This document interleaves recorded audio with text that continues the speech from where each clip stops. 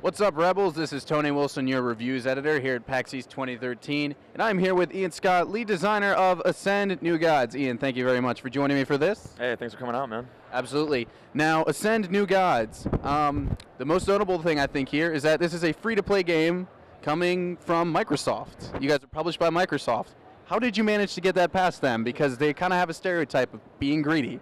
You know, they've actually been like a really good partner to work with. We didn't start the game thinking it would be free to play, but we continually kind of like begged them to let us experiment with it, and they're definitely interested in checking out that space. And so, you know, we made the announcement some time ago, and we're all kind of like relieved now that we can talk about it, because we'd been hoping for a long time that it would actually work out. But you know, internally we kind of see this as an opportunity to do free to play right. So, you know, with the beta opening up soon, I think that people check it out and be really impressed with all the features we're delivering for like a free to play game. So, you know, when I was playing, I definitely, you know, I got plenty of vibes from different games. I felt a little bit of a Darksiders vibe. There's a little bit of Fable in there, maybe, you know, some God of War maybe as far as the combat. But if you had to, I guess, break down Ascend for anyone in a nutshell, you know, how would you, what's like the one-liner or the selling point of this game? Yeah, it's really tricky because there's so many features, but yeah, it's an action RPG. You know, the combat and the RPG systems are about what you'd expect, you know, character customization, making a unique person. But the game itself, at its core, is a single-player, you know, RPG with a story where the multiplayer is kind of seamlessly integrated. You're automatically playing with people all over the world, playing with your friends, and that kind of dynamically affects your experience. So every time you log in, you might be able to expect something different. And let's touch on that multiplayer for a bit, because it's not necessarily competitive. You're not jumping into PvP arenas or anything. You're just kind of walking around seeing like the ghosts of other players while you're walking around there, and you have the choice to kind of like screw them over or help them out in their world. Can you elaborate on that a little bit? Yeah, so as you play the game, remember it's like a single player game. You're trying to capture the world for yourself. And at the same time, everybody else is doing the same thing. And so while you can't just walk up to a guy and swing your sword, you know, and hit him, you're seeing another player in real time. So the way that it works is we have these crusade spells, which allow you to bless or curse, which is, you might be able to tell, it's like you can either help or hinder other players' progress, right? So, you know, if you see a character and he's getting thrown around and beaten against walls, and he's like almost dead, you can send him a blessing to heal him. They're making important announcements, by the way. I don't know if that's coming over. Yay, cheering.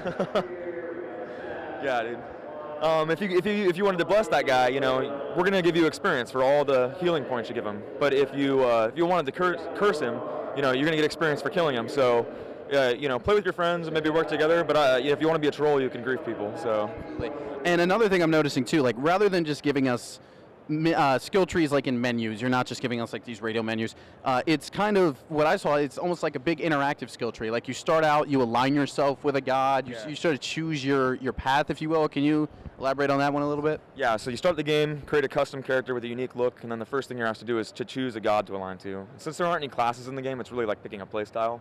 So the Dark Goddess is really more about like melee damage, you know, fire, dots, stuff like that. And then the Light God's more about armor, you know, using a shock and things like that. And then the Void God's about magic and control. And so you align to a god, but over the course of the game you'll align to different gods by ascending and creating different unique characters. And so you can kind of cross-spec, if you will, you know, and there's a bit of a replayability system built into it where you're kind of experiencing a new game plus mode of gameplay the whole way through. And you know, you already mentioned the ascending, which of course is in the title. It's a key point of the game. You know, as you rank up, you sort of hit these key points as you're ranking up, and you unlock certain things. Can you go in a little more detail about maybe some of the things you'll get as you are making your way up that ascension? Yeah. So like I was saying, you know, you're going to align to a god right off the bat. Let's say I choose Dark, and so when I hit level 5, I unlock Ascension, which means that the Dark Goddess will reward me with a passive perk, you know, like a increase to my melee damage for all future characters I create. So to do that, ascending basically uploads the character I have with all of his weapons and armor and skills, where he becomes a boss in the game. So I'll create a new guy, and that guy will go on fighting for the Dark Goddess, but all of his victories come back to me in the form of experience. And so at that point, I create a new character, passing down my favorite items, keeping all my money and everything. But to create a new guy. So you're gonna keep stacking all those perks as you go, and diversifying your skill set. So the way I do it is I start with Dark because I want that Dark bonus for melee damage, and then I roll up with another alignment so I can get their spells. And that way, when I create future bosses, they've got, they're shooting fireballs, they're shooting lightning. You can play it the way you want to play it. I think one thing also that really stuck out to me, and it's something that kind of took me by surprise because, when we were setting up, appointments and coming to see the game and everything, I was checking out screenshots, stuff you had sent out, and I didn't realize from the screenshots that you're a giant in this game. You're not some normal sized thing, and then even beyond you, there's huge Titan-like things. But you being a giant means you have the little village, the little villagers that can help you out, and I'm sure that's why we got these nice little, all these army men around here. Yeah. So, can you explain that mechanic a little bit? I mean, how these villagers will, save you or fight for you, that sort of thing? So scale plays up really big in the setting. You're a giant of a race called Chaos, and humans in our world are really small. And one of the things you're doing as you're playing the game and exploring the world is capturing it for your god, converting it to dark, light, or void. And when you convert a village, all the humans send their warriors and their archers out to fight for you. And so there's a couple different ways you can use that in combat. For example, you can summon all the humans to climb on top of you, where they'll shoot arrows off your shoulders, and the warriors will jump off you to attack other guys. At the same time, I can give them commands to defend areas or to attack enemies, or I can kind of use them as a meat shield, where when enemies hit me, it just kills them instead.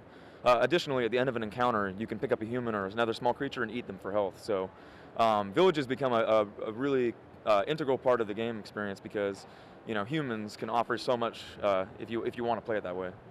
And then, in the same way, as far as the the controlling the people is sort of a mechanic that's definitely you don't see that in RPGs. It's a unique mechanic to that.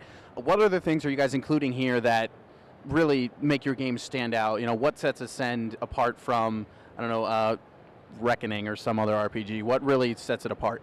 Yeah, I mean, we have so far as like downloadable titles go, we think we're bringing a lot to the table. I mean, it's action RPG. The multiplayer is right there. There's just hours and hours of gameplay, and we already have downloadable content planned and ready to go. So, when the game comes out, it's going to evolve. The features are going to mature as we find out what works, what doesn't work, what people like, what they're asking for. And so, to get all of that within a free-to-play game is just like it's never really been done before.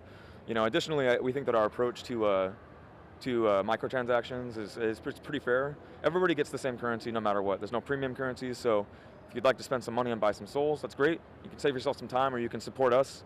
But we're just kind of going to test this model out, and if it's successful, then you can expect to see more things like that in the future. So. And I don't know if we've touched on it yet, but so the game is coming in beta first. When can we expect to see that? When can the general crowd get their hands on this game? Yeah, so we just started up. We redesigned our website and launched it, I think, yesterday. And so if you go to ascendgame.com, you can register your interest in the beta.